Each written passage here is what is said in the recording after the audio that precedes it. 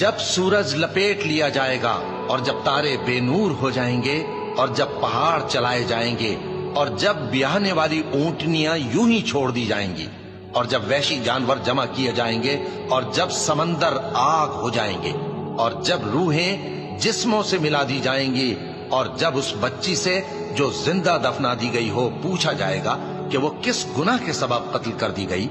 اور جب اعمال کے دفتر کھولے جائیں گے اور جب آسمان کی کھال کھینچ لی جائے گی اور جب دوزخ کی آگ بھڑکائی جائے گی اور جب بہشت قریب لائی جائے گی، تب ہر شخص معلوم کر لے گا کہ وہ کیا لے کر آیا ہے۔